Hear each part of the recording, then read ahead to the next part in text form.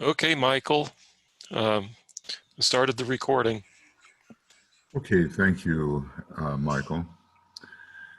And I'd like to welcome you all. We're continuing with our work looking at the intuition, but also maybe a special subject this morning, which is related to one of the qualities of the intuition.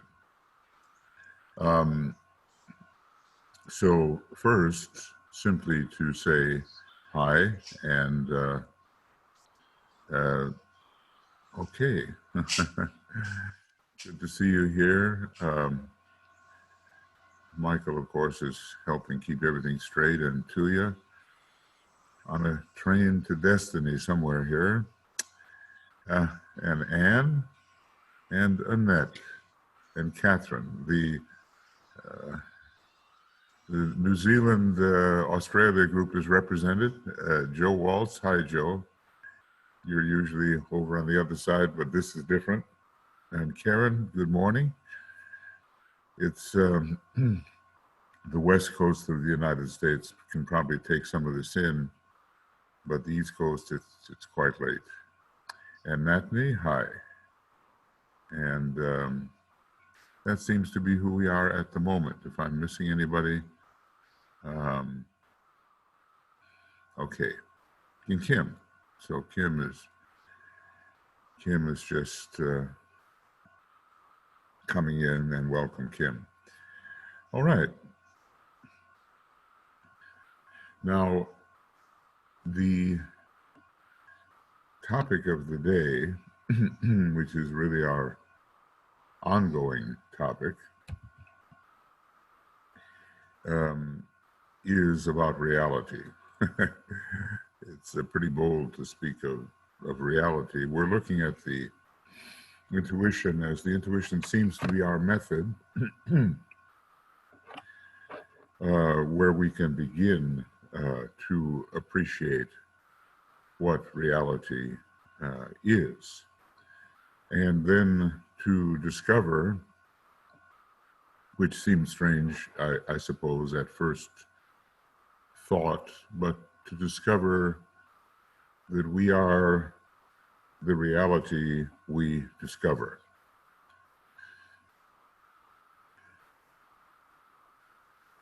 Just pause on that for just a moment.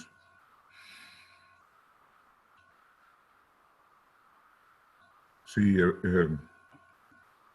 reality means so many different things to different people. It's sometimes just simply, what a concrete perception seems to be.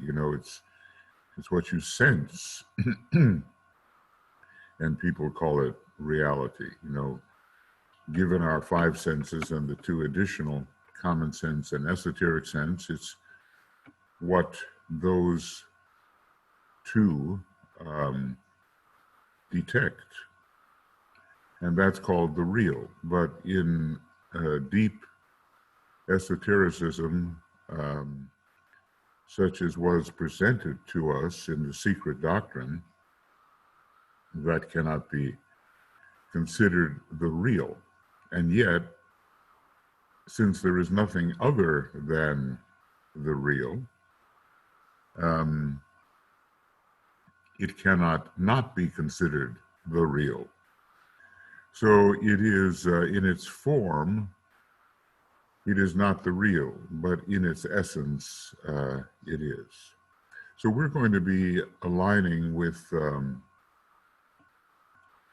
a quality of the intuition, which is called understanding. Now, he's given us several, maybe two or three here. He gave us illumination as the intuition's, one of the intuition's three qualities. And just to repeat that, by illumination, I do not mean the light in the head, and that is incidental and phenomenal, not noumenal. Noumenal is what is behind that which the senses reveal. Noumenality is invisibly behind what the senses reveal. And anything can be, maybe except for the densest level, anything can be noumenal. But generally, our noumenality begins with the Buddhic plane. I suppose from a certain point of view, we can say the etheric plane is noumenal to the dense physical, and we could go up in that way, and maybe the astral noumenal to the etheric, and so forth. Finally, from one perspective that we are being taught from the very beginning, the soul is noumenal to the personality. The soul is the pattern-making energy, noumenally standing behind the personality. I think we're dealing with the word nous, N-O-U-S, and it means to know things as they are. So it's a different light, this illumination, the light which irradiates the way. And sometimes the word intellect is used not just to indicate mind, but to enter into that which can reveal reality. The Neoplatonists used intellect in that deeper way. It is the light of the intellect, which really means that which illumines the mind.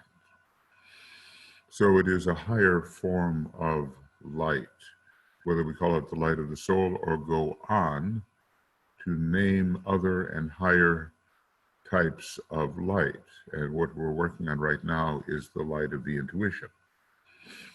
It illumines the mind, and it can reflect itself in that mental apparatus which is held steady in the light. And one of the things we attempt to achieve, the mind held steady in the light. Just see if you can, just for a moment here, concentrate on that, that particular state, and see if it can mean anything to us, and whether we have a little experience out of it.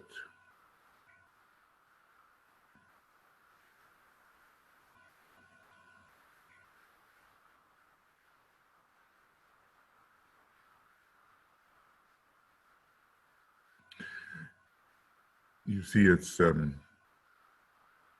going to be a revelatory type of mind when it's held steady in the light. Now, with a little bit of work and some logical thinking and some reasonable thinking, the mind will always illumine. It may make mistakes in its reasoning, but something will come to light with labor in the mental field. But this type of light is different. And it helps the mind very rapidly throw light on that which was not suspected, that which is always there as the potential for revelation, but which is unrevealed. But the intuition, when the mind is held steady in the light, begins to bring new realities to light through maybe the process, sometimes we call it pure reason or inclusive reason. The mind held steady in the light. And every day we should try to have that type of mind. It's so easy to forget, the everyday activities can take us over, and we maybe forget our position. See, a position is that really of the observer. And the observer is a very special thing, which at a certain point, well, becomes the soul in incarnation, and that at a higher point becomes the soul on its own plane, and then at a still higher point becomes the ability to anchor oneself in any aspect of the spiritual triad. And finally, the observer becomes the monad. And since there's only one monad in all of cosmos, you can imagine then what the real observer is. So the mind held steady in the light. This is the light of the world, a reality which is eternally existent, but which can be discovered only when the individual interior light is recognized as such. Do we find in ourselves that which throws light upon the unrevealed?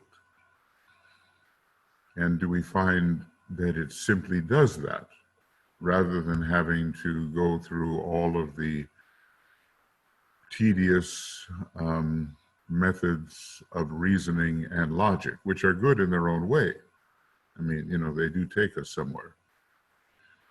But maybe in that sudden flash of the light through the mind, which is held steady in that light, revelation comes. So this is the light of the ages, which shineth evermore until the day be with us. And the day be with us is our realization that there is only one being in any universe,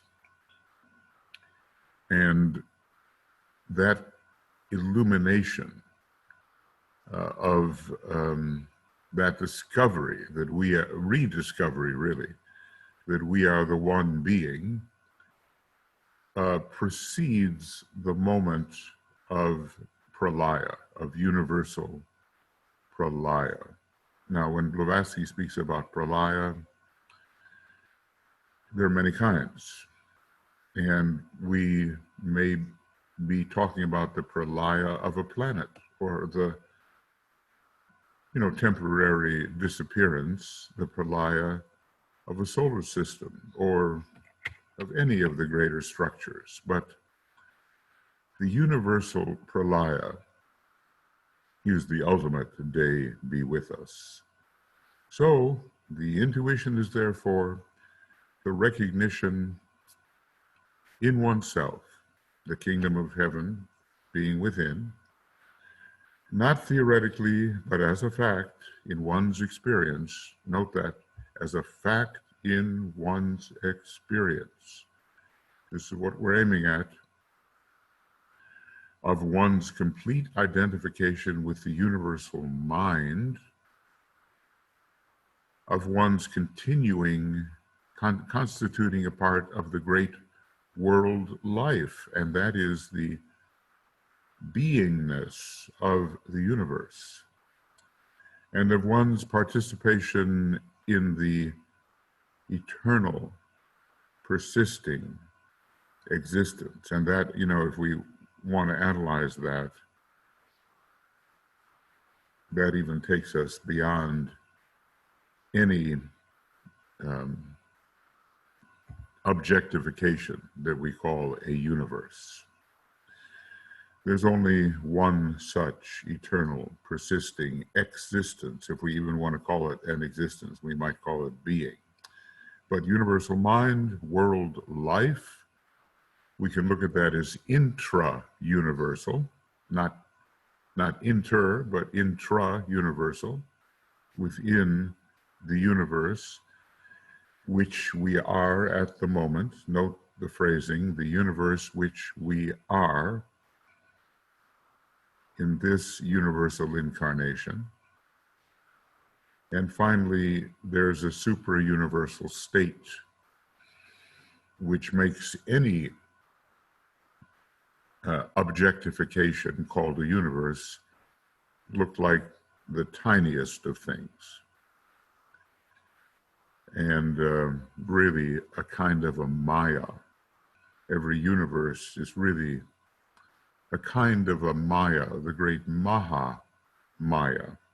And so when the ancient Hindus, say that it's all Maya, they mean basically that the universe is Maya and reality is something other. It can't really be other, but it's beyond the perception that we call universal perception.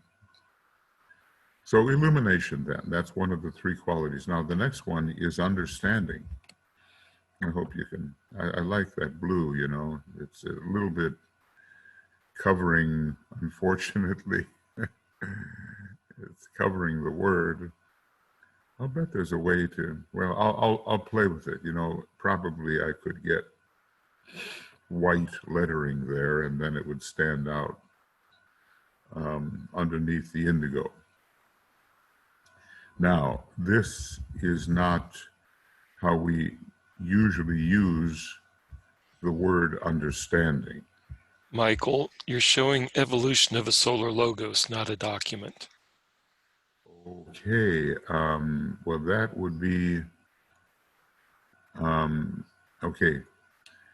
Gosh, thanks, Michael. I meant to, this is what we just went over, this paragraph on illumination. And so you see the words that I was reading. Now you see it, right, Michael? It's in yellow and light blue. Yes, So you're showing the document now. Okay.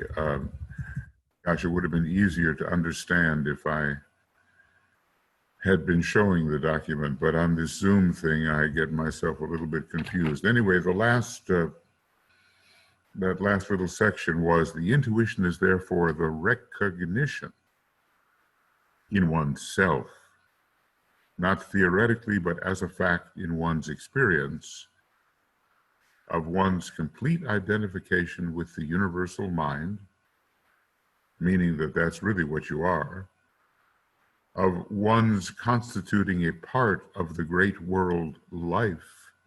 Yes, as an emanation, you are a part of the great world life, but you're also, and this is something that I think maybe DK is a little hesitant to get into because it can be so easily misunderstood.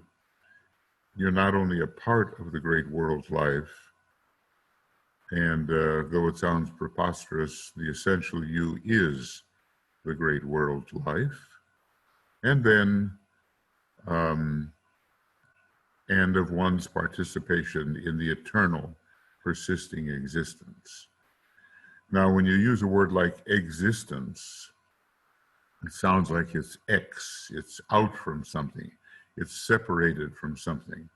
But if we use the term existence here, we won't mean that. We will mean something that is utterly internal, internal, or utterly removed from any possibility of separation that the X represents. Okay. Michael, if I do that again, just let me know, okay? Because I meant to, I meant to show the screen. Anyway, now you see it. Okay, understanding. And this will lead into a couple of key sentences, keynotes that I'd like you and me to ponder.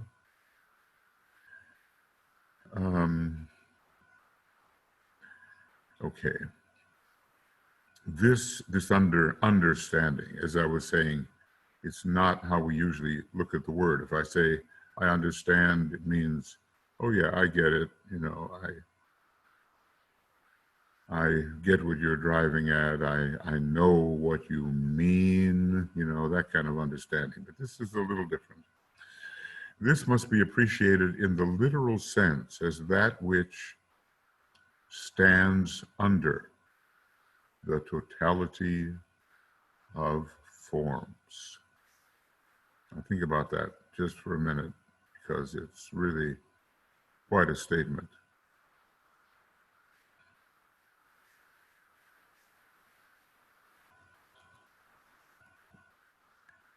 The literal sense of that which stands under. Now, even a word like under is a crude word. It doesn't really mean, like below, or I feel an earthquake underneath, the ground or underneath the house.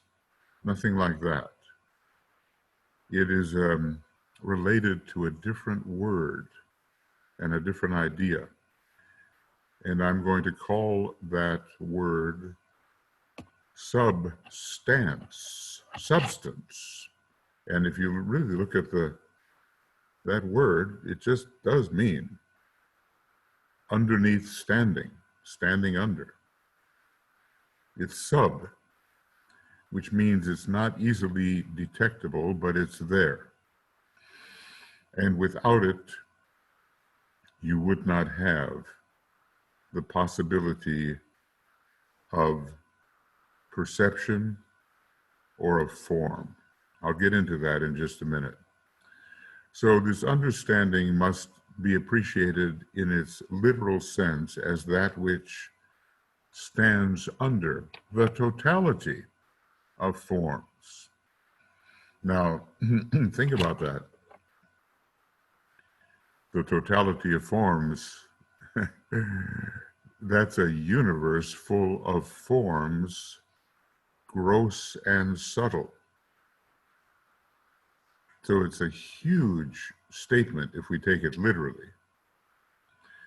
Universal understanding would be that which the universal logos has with regard to all of the emanations which it sent forth from itself, or emanations which are itself in lesser and lesser degree. The universal logos apparently in the great Maya, itself divides, and it sends forth smaller and smaller examples, or in philosophy they use a term called instantiation. Smaller and smaller, apparently, instantiations of itself. And all of them, it stands under all of them. It never goes away, and it is the reason that all of those emanations came to be. In Buddhism, Tui and I have here something in the temple. It's right behind me, but I can't really show it to you. And it's a tanka that is all about Buddhist emanation theory. And you see all of these different Buddhas coming forth from it in greater and greater multiplicity. And they're all the Buddha, and finally, maybe even the Buddha, the way they understand it, is the universal God, not just that individual that is our great teacher, one of our great teachers. No, maybe something else. So now, going on, this understanding, it connotes or suggests the power of recession, or the capacity to withdraw from one's age-long identification with form life. So, it's really deep, because most of us, when maybe it takes a little while, we may wake up in the morning and, look in the mirror and you think that's you.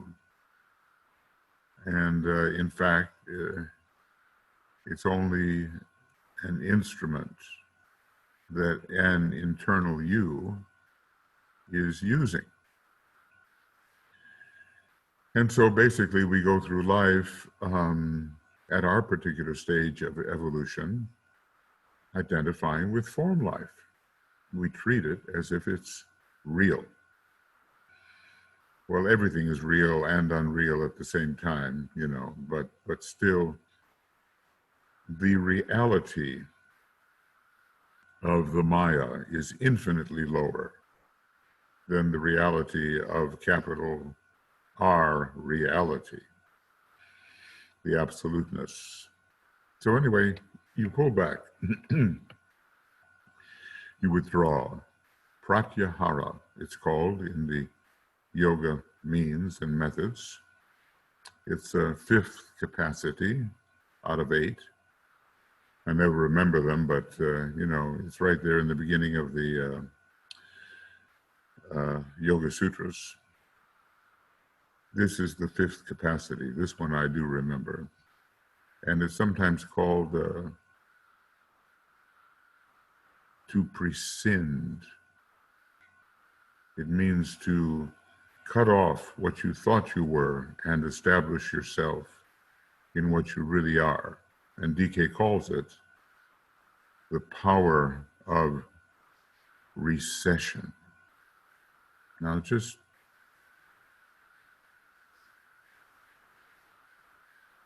try that for a minute. Just try to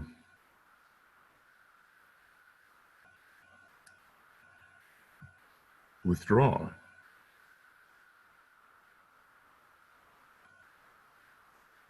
Sometimes, it's easiest to do from the body perspective. I mean, it has to be done from every personality vehicle, and it has to be done even from the causal body and from every triadal vehicle to keep it, within our range of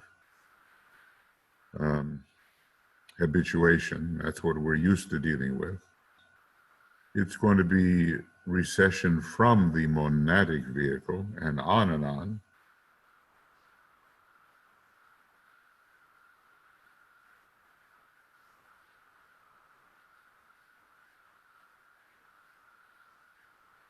And what will be left? What will remain when you exercise to the ultimate degree this power of recession? You won't even have a universe. What you'll have is absolute infinitude, and then this power of recession can withdraw itself from that and find absoluteness from which no recession is possible. So anyway, this term understanding, it goes a long way, and we just need to deal with it right here in relation to the personality. I would like, now this is interesting, I would like to point out that this withdrawal, it's not the real withdrawal, but it is a kind of a thing, withdrawal, that this withdrawal is comparatively easy for those who have much first ray quality in them. The second ray has the opposite problem. It always is remaining attached, so maybe the first ray monad can do this, but the second ray monad is more difficult, much more difficult. I would like to point out that this withdrawal is comparatively easy for those who have much of the first ray quality in them. The problem is to withdraw in the esoteric sense, but to avoid at the same time the sense of separateness, of isolation, and of superiority. Now that's a very practical statement, It's not being, as it has been said, cold and withdrawn. It's not that. And, when the first ray type regains the love energy, there may be no coldness in it at all. There may be withdrawal, but it's still what's called loving impersonality. I remember when I first went to work with the Arcane School long ago, 40 years ago, really, and there was an older man there, and we became friends, and we were talking about the Christ and impersonality, and he said something that stuck with me. What could be warmer than the loving impersonality of the Christ, he said. And there are certain statements in life which kind of stop you in your tracks, and they make an impression upon you. That was one that really made an impression upon me. What could be warmer than the loving impersonality of the Christ? He does have the first-ray mind, we're told, of the Christ, but everything else is so second-ray, So it is easy for first-rate disciples, first-rate people, the Tibetan says, to resist the tendency to identify themselves with others. To have true understanding involves an increased ability to love all beings, yet at the same time to preserve personality detachment. So a lot of hints are being given here about the correct attitude. I'll repeat that part here, that to have true understanding, he's taken it right now down to the psychological level. And, we've been also talking about the philosophical level, but this is dealing with our fellow human beings. To have true understanding involves an increased ability to love all beings. Think about that. All beings. And there are some pretty terrifying beings who are on their way up, Maybe you go to Komodo Island and face one of those dragons of Komodo, I love you might not be your first thought. How to avoid becoming supper might be your first thought. All beings, and at the same time to preserve personality detachment. I saw a picture of a diver. The diver was this big. And then there was this great orca, killer whale. They weren't having a bad time getting along, but the size differential was incredible. A tiny little human being in a diving suit, and there was this immense orca. Love all beings. I saw also a picture of Jane Goodall, and she was holding what looked like a very intelligent chimpanzee. I think it was a chimpanzee.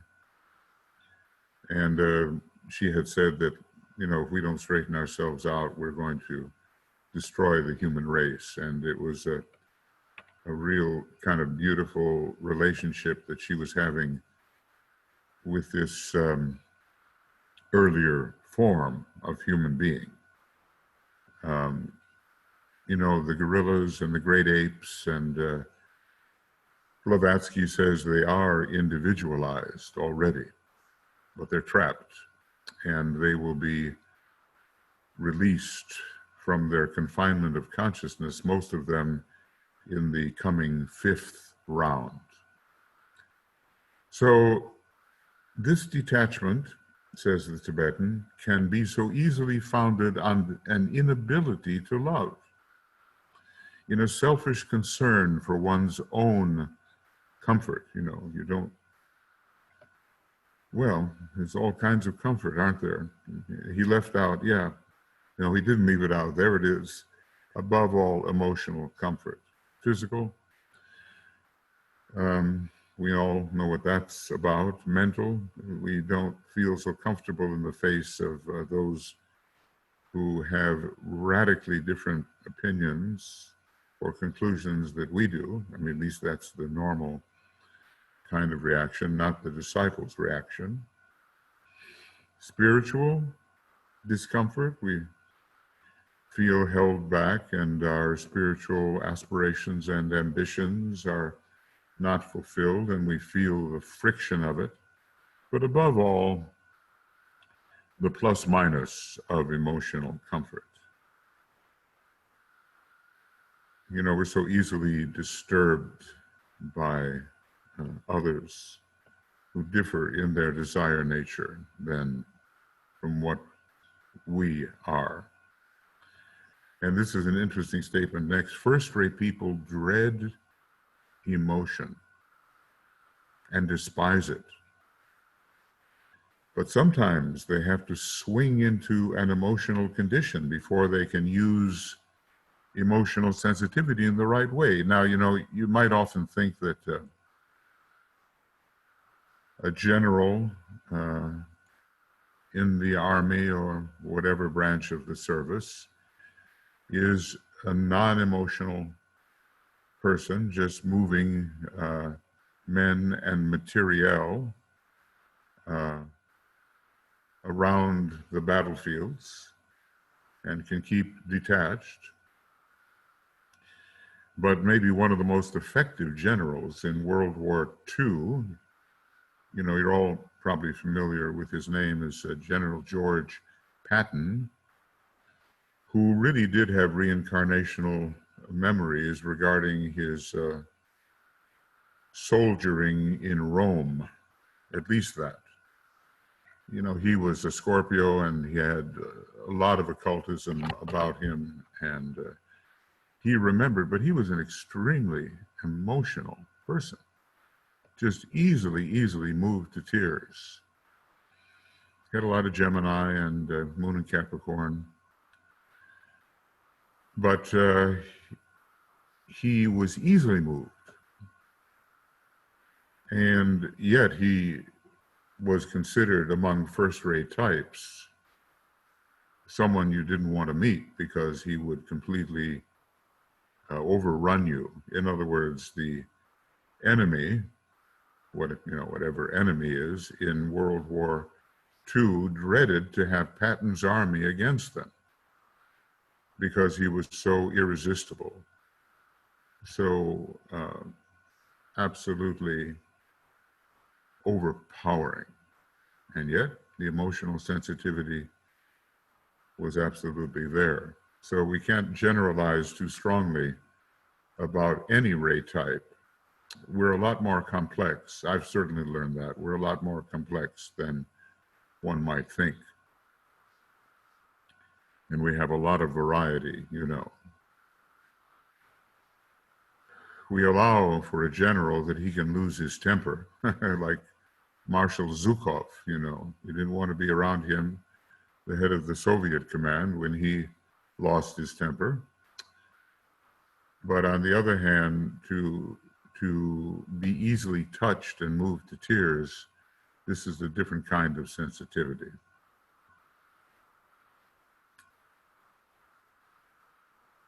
Anyway, it's easy to withdraw when you're just caring about your comfort on whatever level it may be. Understanding involves contact with life as an integrated personality. And how many of us are really that, if you take the soul into consideration? There is a selfish integration, yes, and a lot of people achieve that in the intelligence stage of life. But to be really integrated with the soul and then infused with the soul, it's a different matter. So understanding involves contact with life as an integrated personality plus egoic reaction, soul reaction, to the group purposes and plans. So it's always beyond yourself. Your presence always extends beyond your normal, very limited ring past not, when understanding is prevailing within you. It connotes personality-soul unification. And something we talk about a lot, but, you know, do we achieve it? Wide experience, and a rapid activity of the indwelling Christ principle. By that, maybe he means that, all of us have it, but it may take a long time relatively to trigger it into action instead of an immediate compassion and loving understanding, the Christ activity. Intuitional understanding is always spontaneous. See, it's not just reasoned out, it's not just the subject of logic. It's there. Where the reasoning to and understanding enters, it is not the activity of the intuition, and this is so important. Where the reasoning to and understanding enters, and it's still a good thing, it's better than just having an emotional reaction to something and no light pouring in, but then it's still not the activity of the intuition. So he said a little something about intuition and the second factor of it, the understanding. Now, what we're going to do here, I think I want to go ahead just a little more and ask a couple of questions. So, as you know, I tend to put things into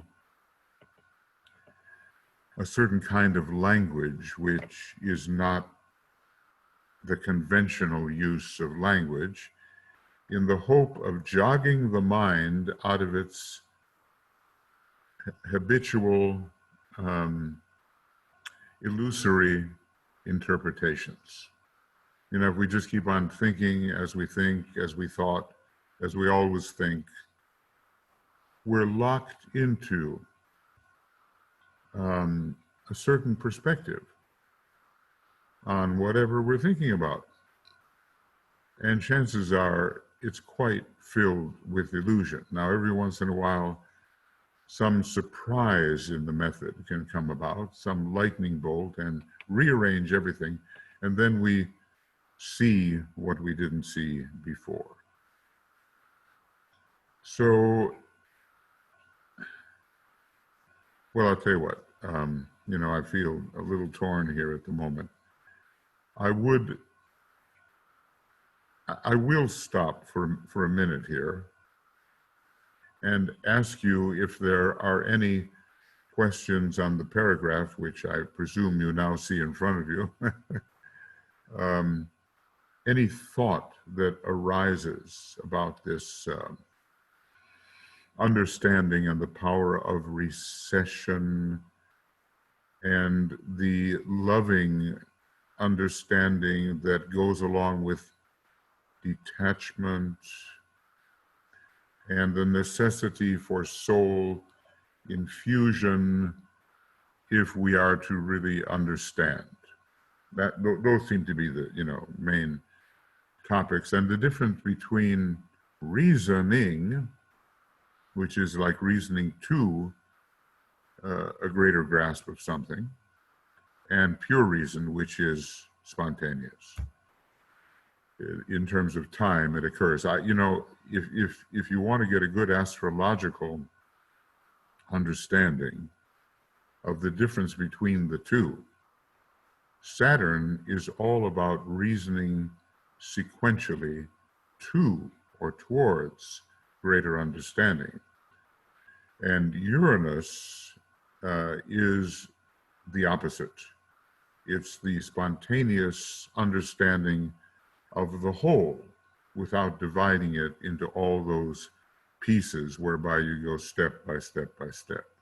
So Saturn, Uranus are to be considered in contrast, and Master Moria says that if you want to know what Armageddon really is, it's the battle between Uranus and Saturn. And I thought that was so really interesting. Basically, it's the battle between that which the concrete mind reveals and that which the intuition reveals. Okay, So, Michael, help me out here if there's anybody that wants to say something or write something.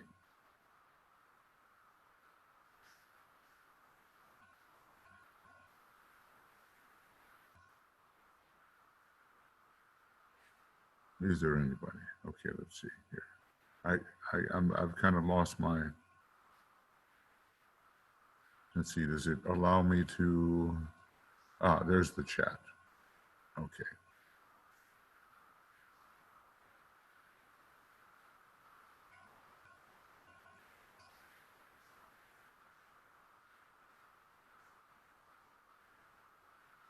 Okay.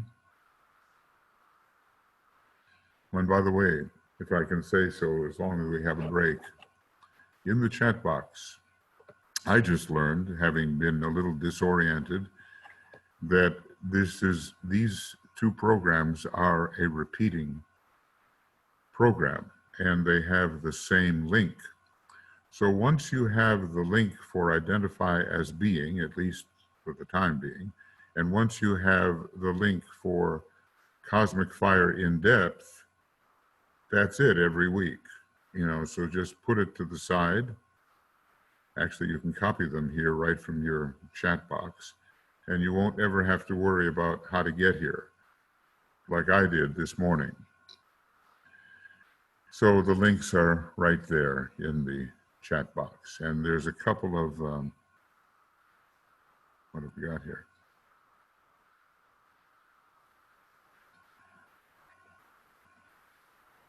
And Tuya's saying something here. It's not the best connection.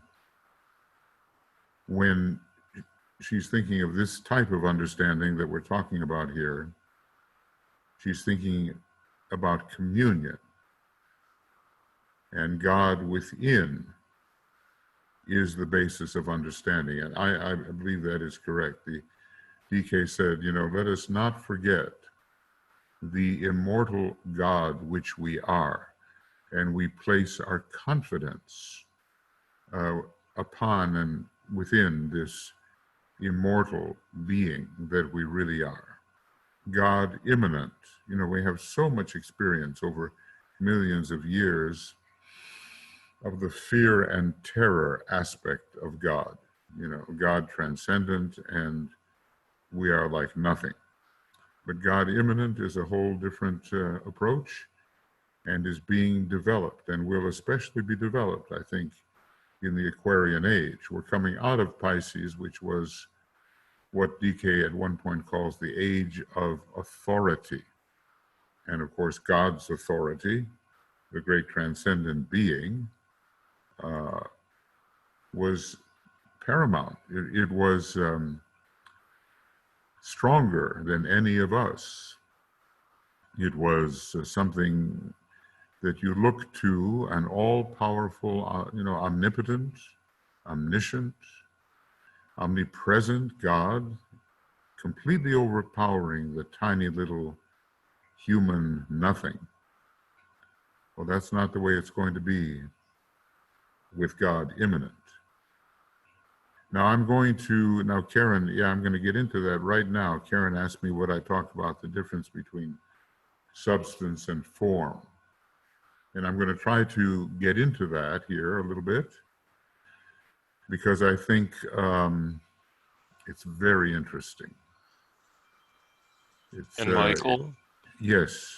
I think these 5 words, intuitional understanding is always spontaneous, may deserve a different highlight color. Okay, let's see, what have we got here, Michael? If I only had a choice of some of the highlight colors I would really like to have. But I have what I have at the moment. Well, when I put it in red, at least people see it. It stands out at least. Sometimes when a thing relates to the first ray or the will, I put it in red, but I can't be consistent with that because there are only so many colors available. Yeah, okay. Now, and Anna is saying we have to purify our vehicles. subtle bodies to increase the resonance with the soul.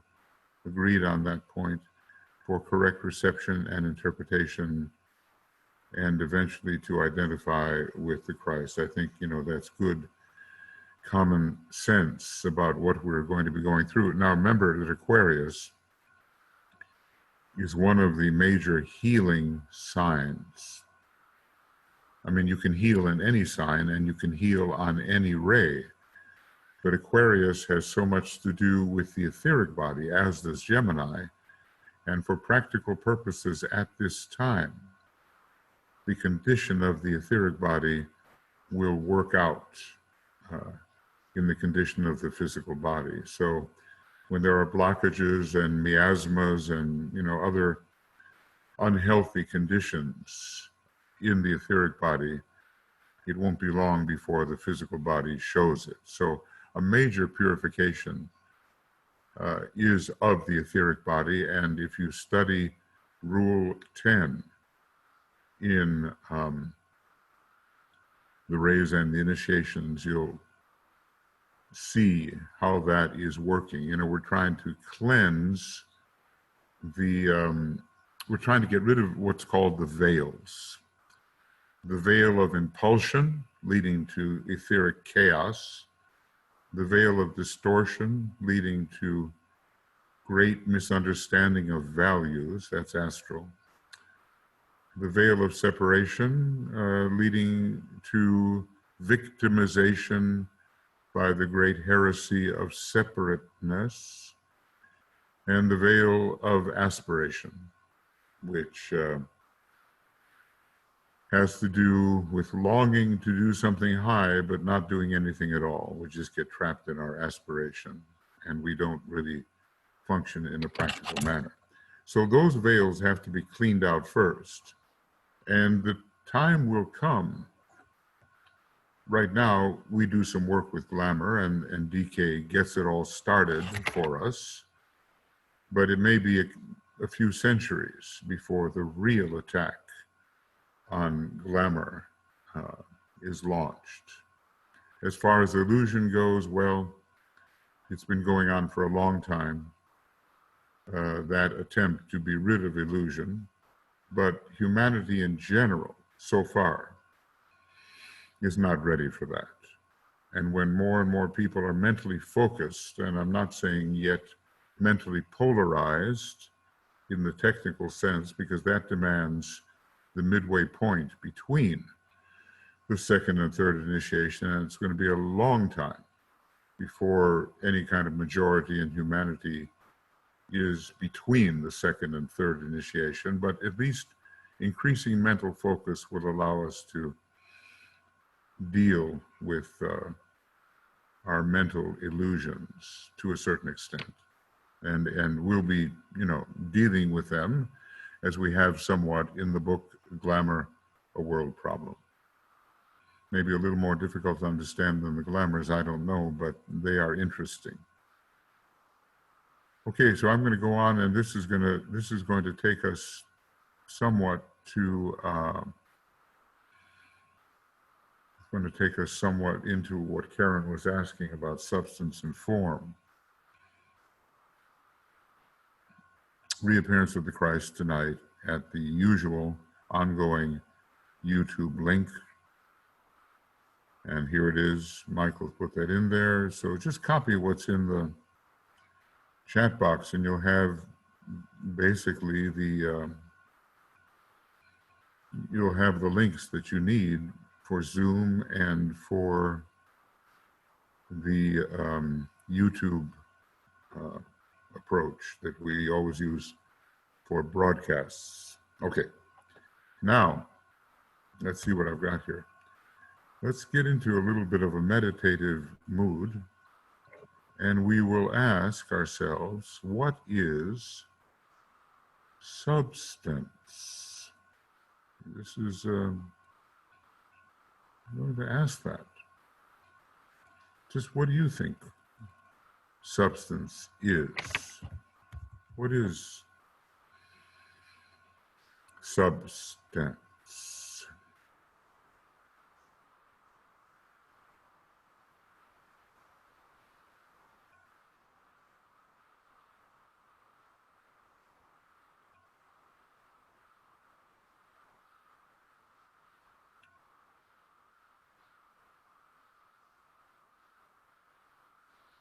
And, you know, rather than take time right now for the answers, we will in a little bit, but we can say that it is equivalent to understanding, and it is that which substands a still more gross instantiation of perception. So an instantiation is an example, okay? In this instance, in this example, it's that's how that word is used. But substance can be formal, and this is where, you know, a little bit of the quizzicalness comes into it. It's not like cut and dry. If we look at the etheric body, it is form, definitely. It has its forms, but it is substantial to the gross physical vehicle. Now, if we look at,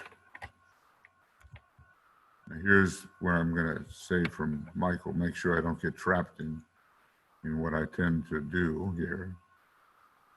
If we look at these higher four ethers on the cosmic physical plane, they have form. I mean, very subtle, but even Shambhala has form.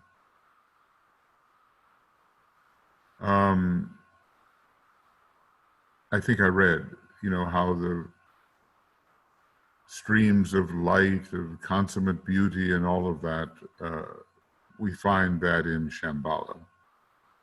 Form, very subtle in the sea of fire. But these four cosmic ethers are also substantial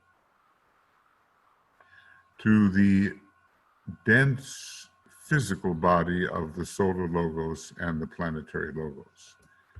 They are noumenal, archetypal, causative. They are noumenal rather than phenomenal. They are archetypal rather than pieced together in a mosaic manner. And they cause the patterns to appear on the gross levels. Now, you know, for us, there's still some spirituality to work out on what for the solar logos is gross. And for the planetary logos, the 18 lower subplanes are down here, are gross. But there's still some improvement that we have to work on, and spiritualization within those 18 lower subplanes. So substance is not necessarily non-formal, but it's a relationship when compared to a layer of existence, which is more gross than it itself is. So substance is more subtle than that to which it is substantial. Okay, let me go back here. Make sure that I'm okay. So I want to say that I want to maybe write that down, and I want to say that substance, oops, not valid. Substance is more refined than that to which it is substantial. And I'm still here in the universe, okay? So well, just to be practical about it, your soul is substantial to your personality.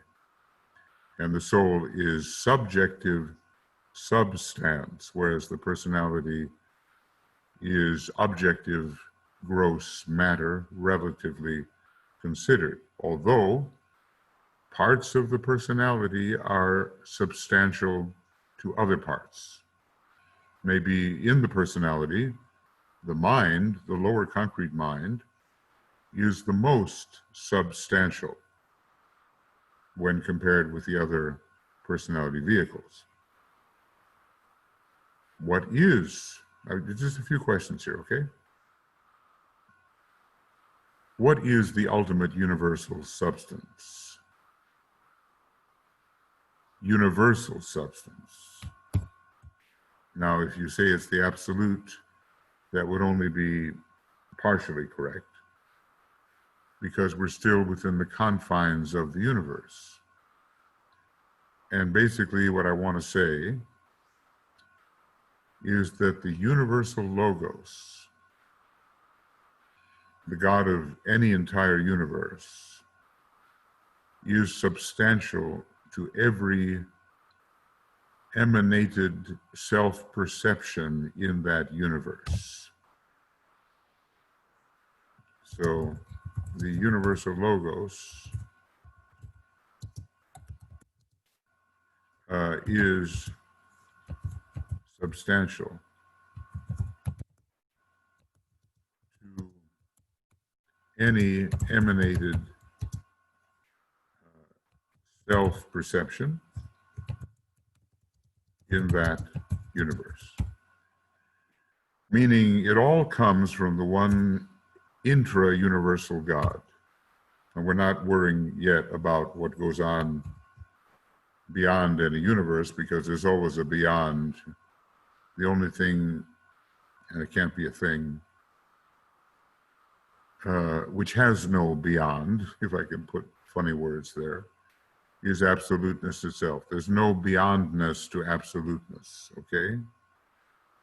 No, in other words, it's the utterly irreducible.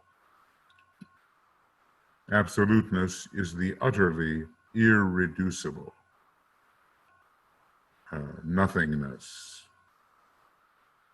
or no thingness. Let me put that down. Absoluteness is the utterly irreducible, no thingness.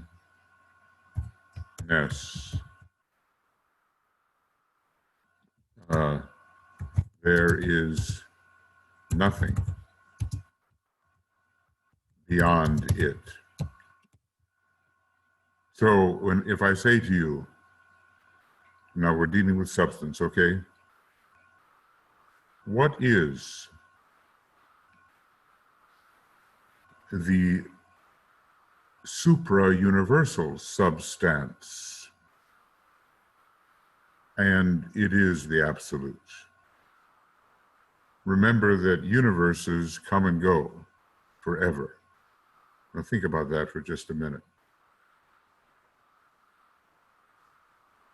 That the state of self-perception called a universe comes and goes forever. I'm going to put that down. The state of self-perception, how about spelling, called a universe comes and goes forever. How many universes have there been? Countless. Can't count. If you get into the mathematics of infinity, probably they have some kind of terminology for it, but beginningless, endless series of universes, which in a way never took place. And that, of course, is that's a mind bender.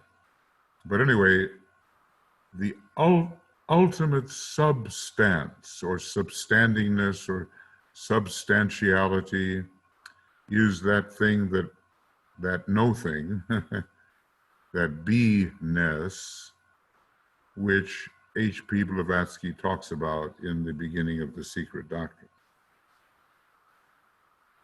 The eternal parent, perhaps, is a way to look at it, when she's not switching and meaning that the eternal parent has something to do with our solar system.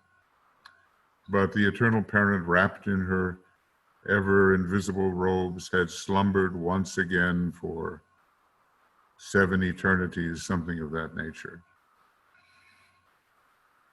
So there's the awakening of the eternal parent, but in a way, substance, now this is important, the ultimate substance, the ultimate understandingness never changes. It cannot change because it cannot be divided, and yet division appears. Okay, well, not to hang out there too much. You can only take that stuff in little doses, you know.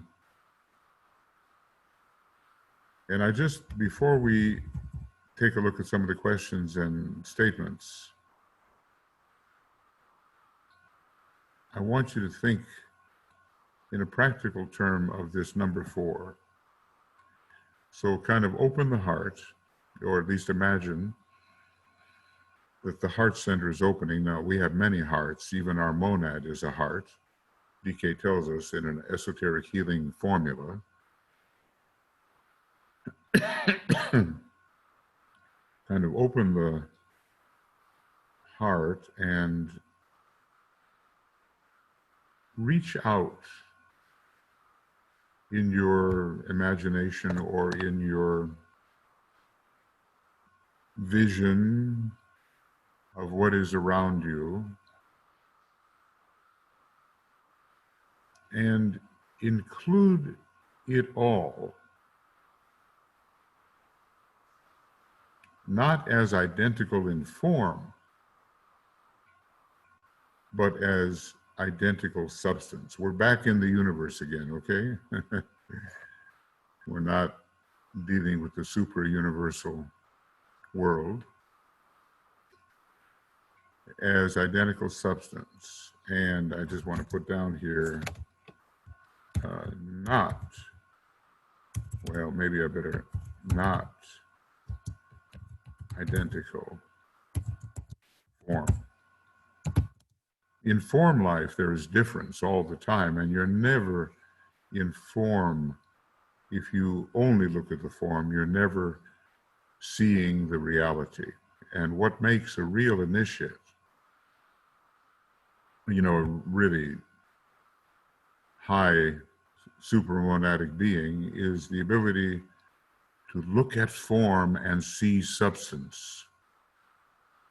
Okay, so here we want to look at form and see substance. We want to look at form and, you know what I'm going to say, be substance. That's what we want in our little aspiring life. So just pause in meditation for a moment.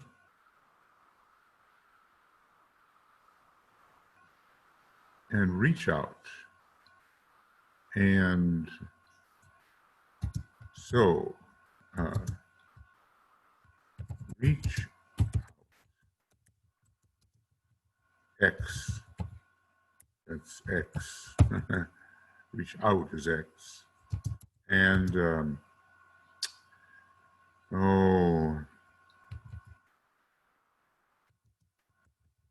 I'm going to find a, thank goodness I wrote it in red, you know.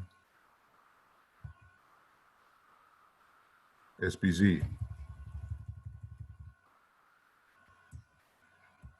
So reach out and SBZ what you see. Now, as I said, this is our own language here. So reach out into the X, the EX maybe, and substantialize what you see, which means to recognize it as identical in substance to yourself. Hopefully that makes a little sense, and let's do it. Let's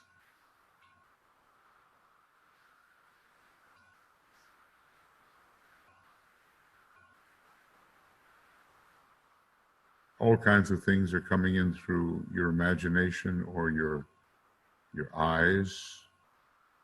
We can leave out of it the smell and the taste and the hearing. I mean, it would all be the same, you know, but the eyes take in so much more of the data. What, 80% comes in via the eyes, so you get a wider picture. So we'll just keep it in terms of vision rather than hearing and taste and smell and touch and so forth. But even those four operate as subcategories or subsets of vision. And vision will operate as a subset of the common sense and of the esoteric sense, but let's just keep it at vision because it's easy to imagine, maybe, and it's easy to see. So reach out in your imagination or in your vision and become, use the heart to become identical to the substance of that which you see. And I call that substantializing, or I can call it by another word, which is, I think, useful, at least for me, but, you know, identicalization. Or the verb identicalize. If you can substantialize, identicalize what you see, then a huge step towards the reality which you are has been taken. So let's ponder a little.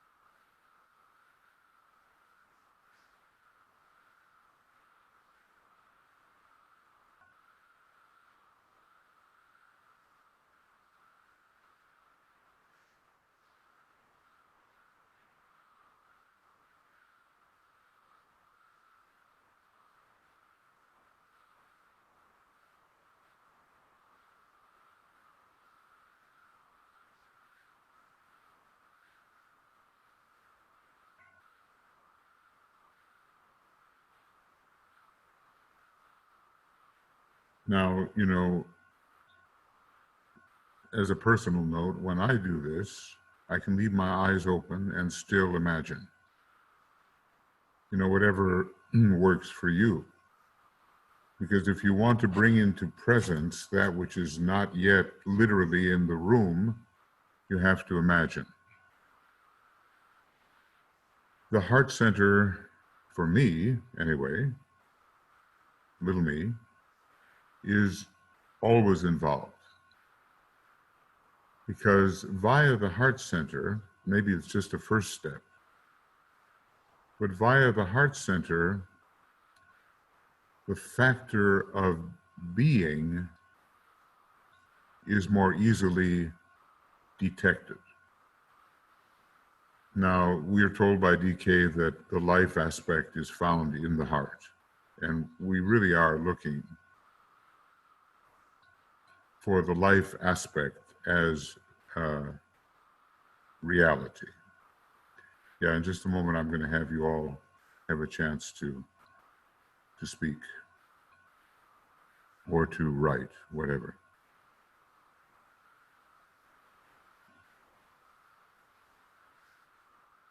So I sometimes, here's a sentence for you. I sometimes feed form to the fire of being. You know, that's a phrase that means something to me, but you may come up with your own phrase. Feed form to the fire of being, and variations on that phrase. I'm not, well, and sometimes I use the big being too. But of course, I'd be quite content with being as it is in the cosmos. I feed form. No form can survive it as form. Form becomes substantialized. The substantialization of myopic form is one of the things we're after here. So I just imagine, you know, maybe the flame of being, the fire of being, however, you know, it's a movement in the heart, for me anyway. Maybe, you know, other people will find it wherever, or it's up to them. But if I've ever been successful in feeding even one form to the fire of being, or if I've been successful in substantializing even one form, I can substantialize every form, beyond good and evil, and not concerned with plus minus, attraction, non-attraction, nothing qualitative. This has nothing to do with quality. I've repeated that before. What we're doing here has nothing to do with quality.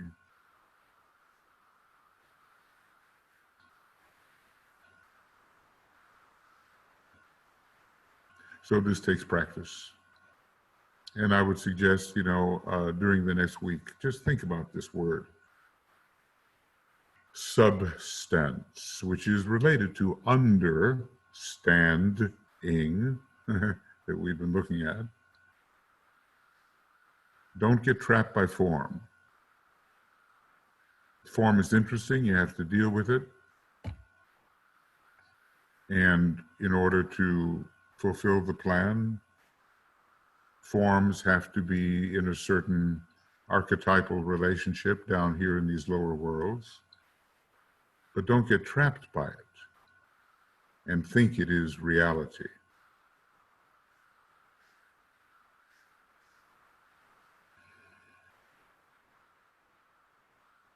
Okay.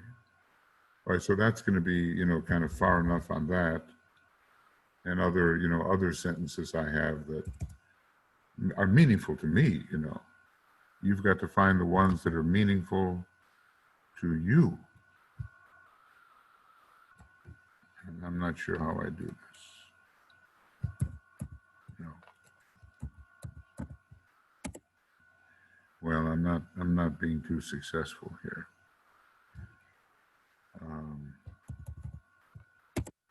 No.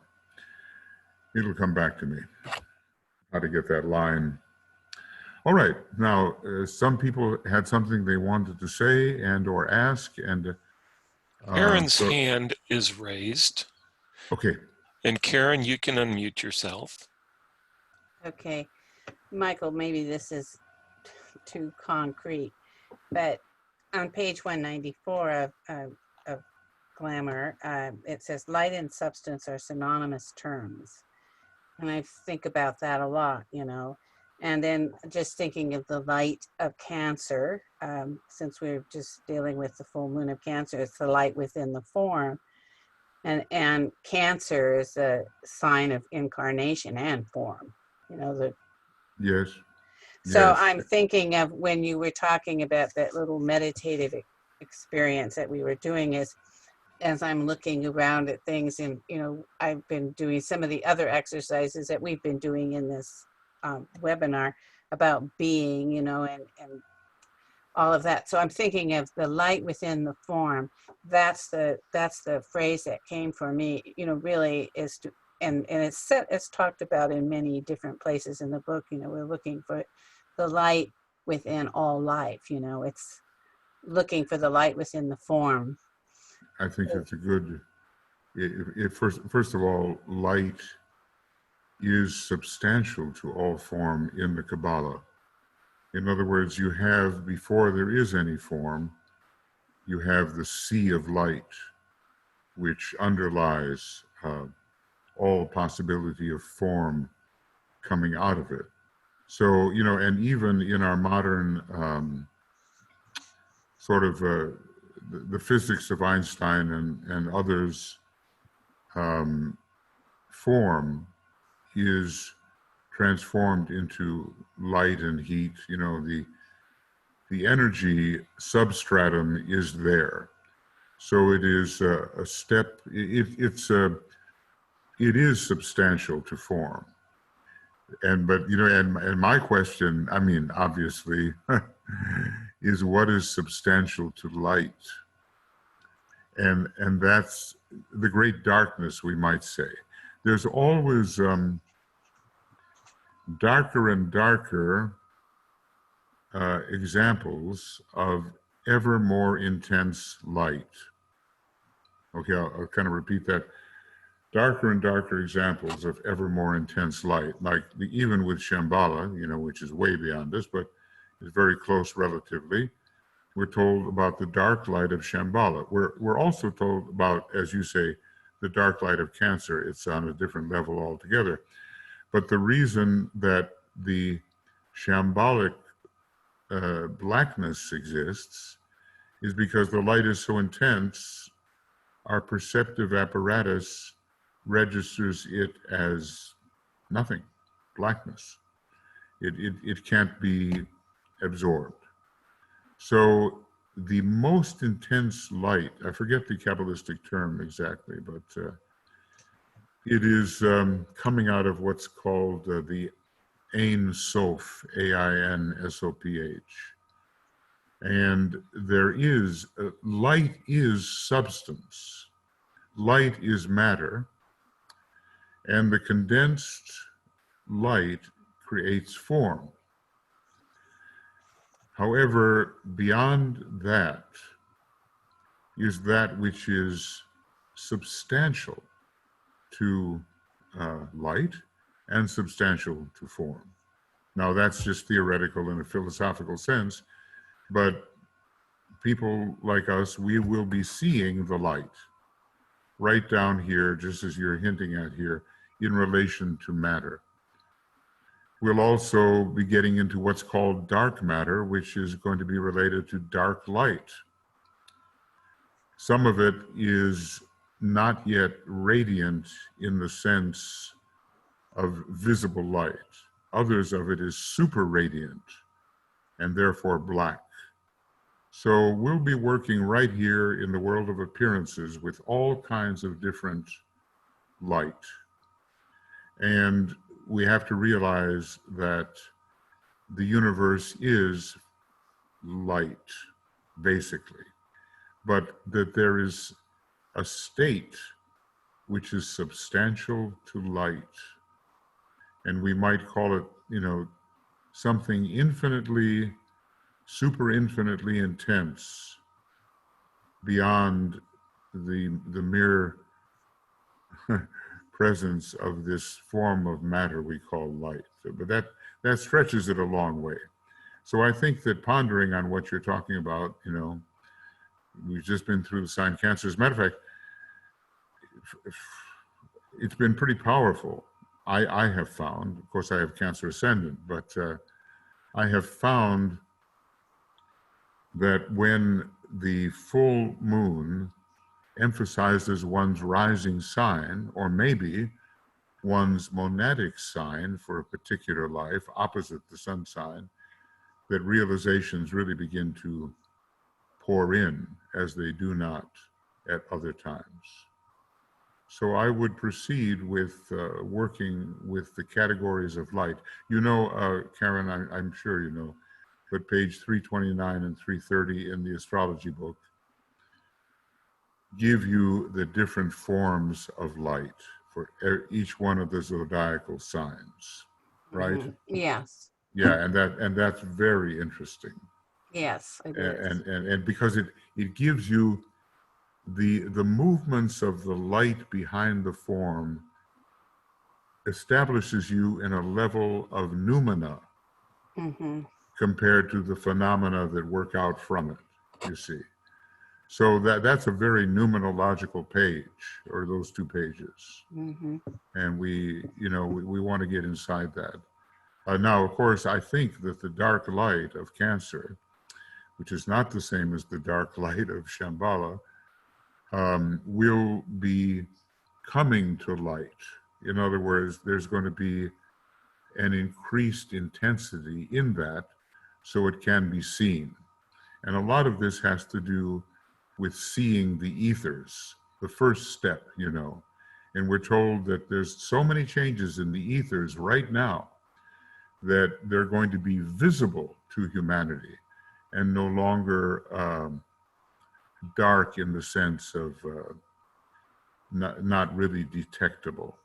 As far as the dark light of Shambhala, we'll have to increase our point of tension to such an extent that it becomes visible. Because, we're completely blanked out of it in a way. But if I can,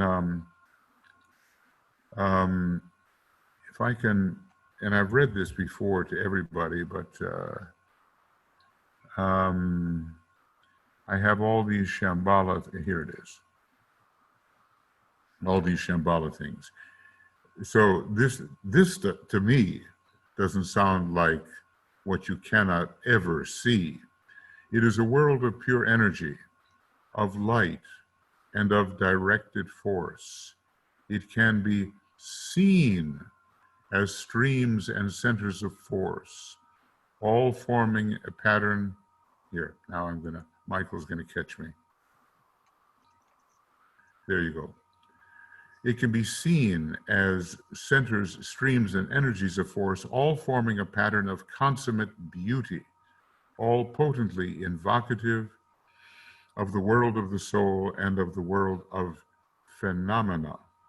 It therefore constitutes, in a very real sense, the world of causes and initiation. So it's not that the black light of Shambhala can never be seen. It's just that our point of tension must be that of a master, or more probably a Chohan or a high Chohan, in order to begin the revelation in the light of Shambhala. Before that, it's just a blankness to us, because nothing in us is receptive or sensitive enough to register it. So from Dina 293, I would suggest that everybody have that little quote about what Shambhala is from its visual perspective.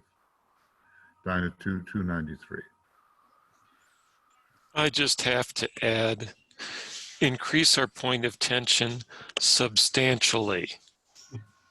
Okay.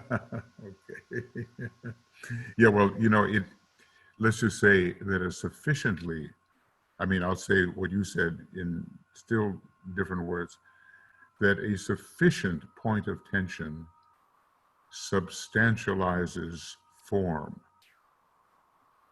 and that a still higher point of tension substantializes still more subtle forms. You know, frankly, the whole universe is form. It can be ever so subtle, you know, it can be ever so non-concrete, but it has been removed in a way from absolute infinitude and is therefore ex, objective, and it is formal. As I say, there's only one non-formality, and we all know that you can't really give it a name, and that, you know, Blavatsky was at least hinting at it and dealing with it.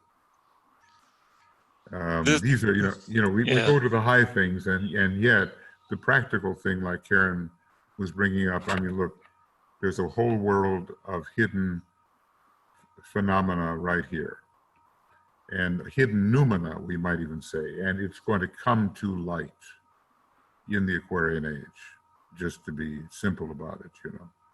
Yeah, go ahead, Michael. You were going to say. I find it very interesting how physicists are approaching closer and closer to this ageless wisdom in their research and findings. Yeah. It's really you can't put it into words. Yeah. But discovering the Higgs boson. Yes, that which the God particle. The God particle, which to me it's approaching, but it's not there yet. Well, here's the thing, the etheric planes, our systemic etheric planes, are still occult to science, and especially the first and second etheric plane. DK tells us that what's being revealed at the moment is the fourth etheric plane, subplane rather, and maybe a little penetration into the third. But that's still Brahma etherically. The real occult ethers are the first and second, and there is no penetration into that yet, from what I understand. I mean, the discovery of the etheric permanent atom will be a major revelation concerning the ethers with which science dispensed more than 100 years ago, given the Michelson-Morley experiments with light. But then look at all the rest of the subplane structure. Are we at all thinking? Is science discovering astral atoms, mental atoms, Buddhic atoms? Not yet, but they exist. So we have a long penetration into an ever-intensifying point of tension in order for that type of discovery to emerge. But we're on our way, as you say. It is the fifth-ray types, he says, are the true occultists, and we're on our way. Yes, so who else? Or written or otherwise? No other hands raised yet, and no one has written more into the chat box yet. Okay. See, that's the optimist in you, the yet part. Okay.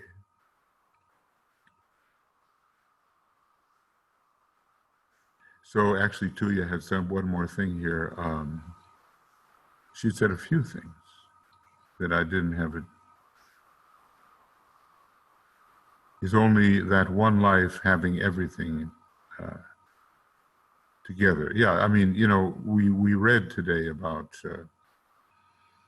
this life aspect. It was the second thing, and world life or something like that, the life of the world. substance is not only the light of the world, it is the life of the world. And I want to say this is easy to understand, that life substands light. Well, sometimes we hear about the light of life itself.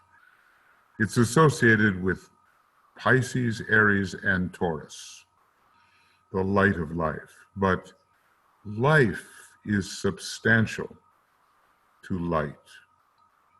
Now, we're doing quite well these days to discover all these things that light is.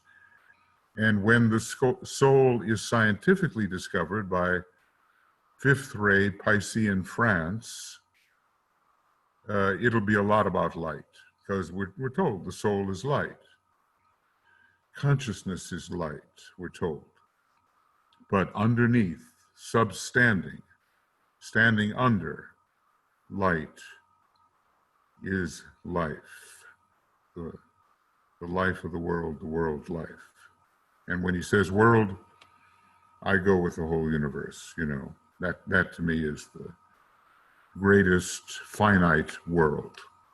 For me, every universe is finite, otherwise it would not be periodical. You can't have an absolutely, you cannot have periodicity of that which is absolutely infinite. Well, that can be explored at some time.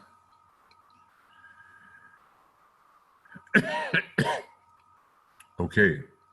Well, I know we've been into some things here that, like I say, the reason I try to use a certain language, substantialize, identicalize, you know, substantialization, substantiality, all those things, is to give a different angle of vision concerning our approach to reality, and then to help establish the fact that we are the reality which we seek. I want to show you something. We are the reality which we seek.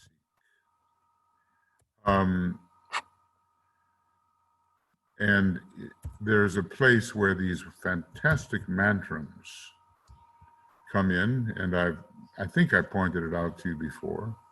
Michael, I wrote much more. Oh, okay, dear. I'll get to it, but I'll get to it. I just want to point out another page, which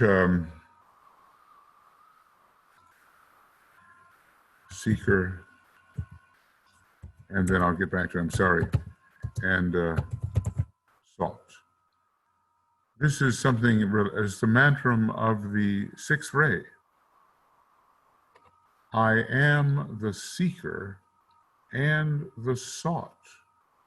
I rest. Let all desire cease, let aspiration end. The search is, oops. Did you want to show what you're reading? Yep, I knew I'd hear the voice of God in here imminently. Okay, there it is. Let all desire cease, let aspiration end. The search is over. Let the soul realize that it has reached the goal, and from the gateway, from that gateway to eternal life and cosmic peace, let the word sound, I am the seeker and the sought. I rest. So, in other words, I am the very reality which I am seeking. That's another way of saying it. And let me just, then I'll get back to what else may have been there. I sometimes miss things in the chat. So here we go again. And here this is not the color I wanted to use. I wanted to use that color. Yeah.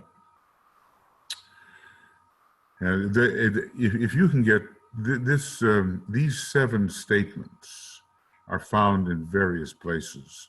At the end of Psychology 1, there's a lot of wonderful assembled statements having to do with the rays. And the final mantram for each of these little sections is wonderful. See here for the 7th ray, chant, he's chanting, that's a 7th ray thing to do. The creative work is over, I, the creator, am, naught else remains but me. They're all saying the same thing in a different way because they have discovered that they are reality. Okay? And I know that, yeah, we have to discover that we are reality. Now, I'm just trying to, okay. So here we have this purification of the vehicles, which is suggested by Anna. Yes, we dealt with that. And Tuya is saying, yes, I see I missed some things.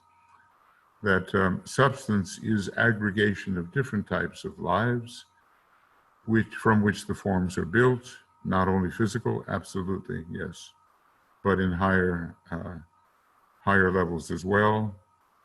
We live in the cosmic physical, and I'm saying the same thing, that the cosmic astral, well, is substantial to the entire cosmic physical plane. And the cosmic mental plane, from which we get this huge solar angel, which is the solar angel of the solar logos, is substantial to the cosmic astral, cosmic etheric, cosmic physical, dense cosmic physical. So form is the mirrored image of that substance, exactly.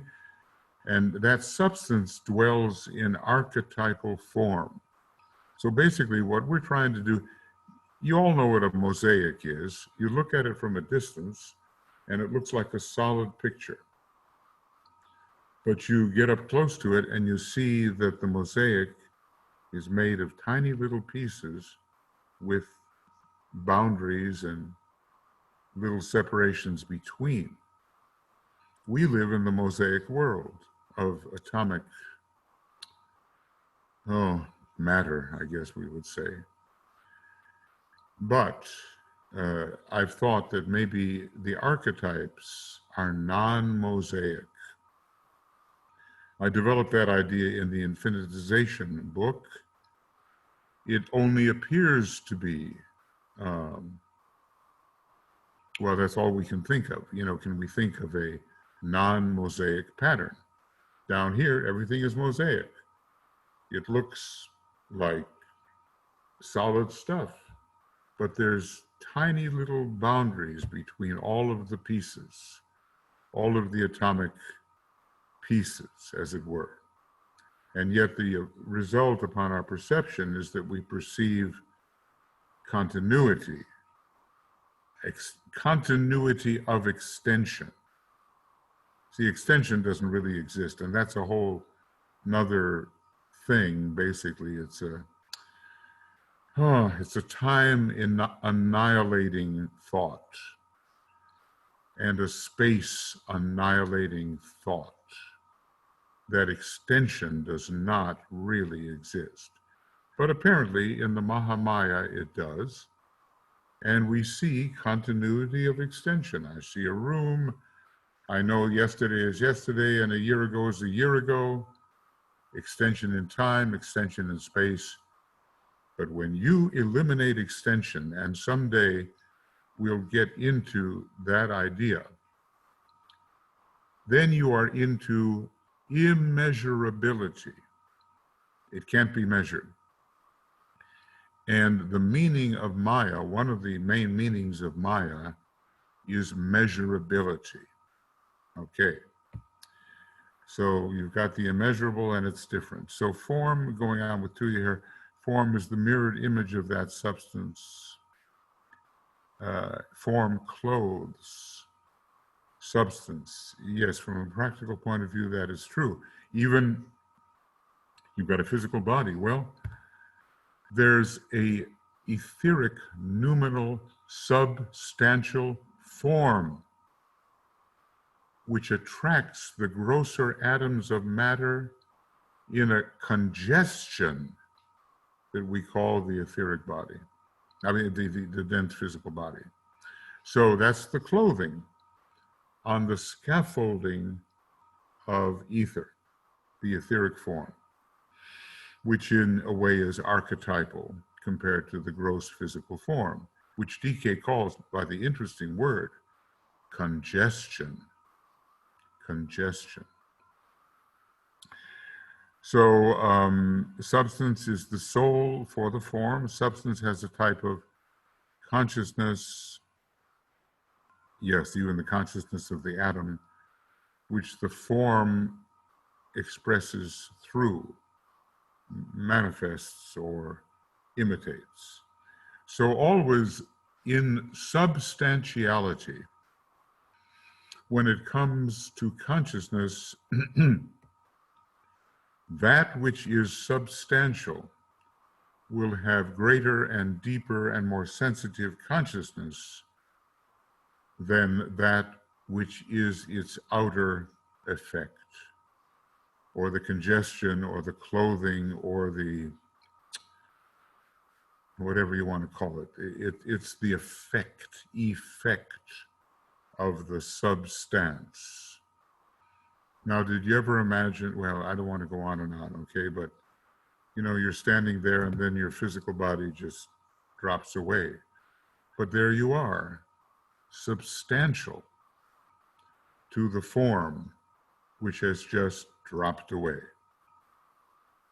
And a bunch of things drop away, and you're always left with substantiality to that which has dropped away. However, there's one thing that cannot drop away, and I just call it a thing because I don't know what else to say. Maybe a no thing. There's a no thing which cannot drop away. It cannot be reduced. It cannot be removed. It cannot be begun. It cannot be ended. That is the ultimate substanding factor, this ultimate substantiality. Okay. Okay, well then we're getting near the end here. And I want to thank you for your thoughts. And, you know, substance is a very important term. And we saw it kind of intimated in the word understanding. We really don't understand anything to which we are not substantial. So what we all have to do is establish our substantiality to that which any of the senses reveal, lower senses or higher senses. There's a bunch of senses. Page 188, Cosmic Fire. And we have to cultivate our own substantiality to every such revelation of lower or higher senses until we know what is Maya and what is real.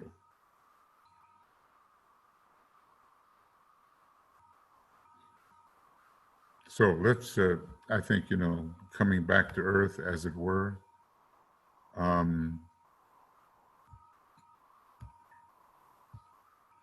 this is important, and we'll end this way, the great invocation.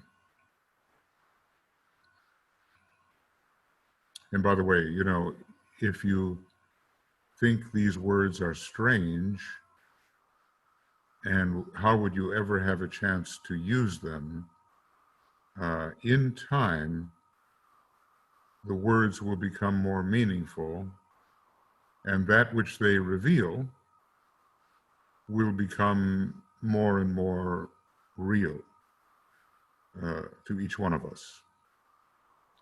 Michael, Yes, Michael. Oh, will you please yes. share your screen?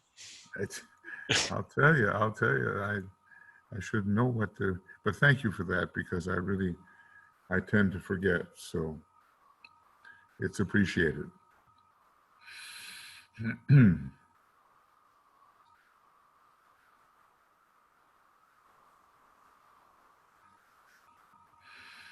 From the point of light within the mind of God, let light stream forth into the minds of men. Let light descend on earth.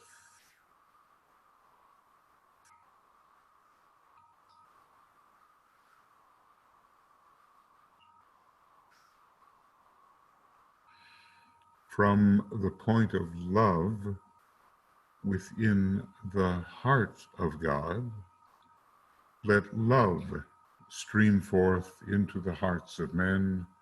May Christ return to earth.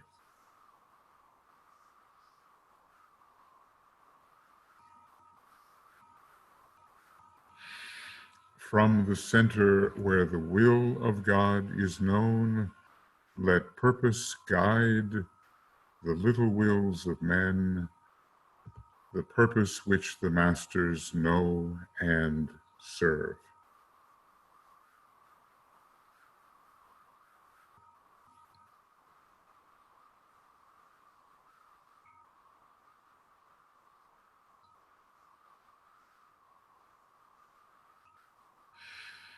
From the center which we call the race of men, let the plan of love and light work out, and may it seal the door where evil dwells.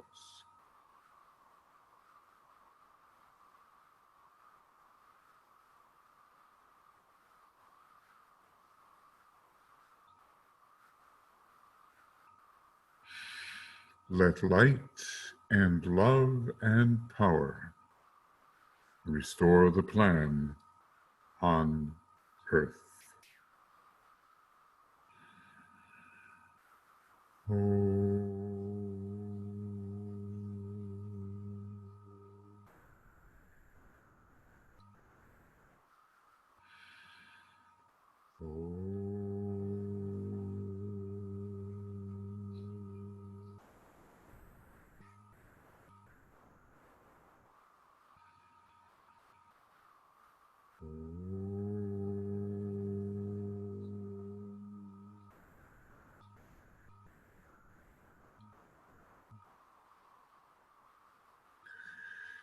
Okay, thank you, everyone. And tonight, the Reappearance of the Christ broadcast, always the same broadcast link.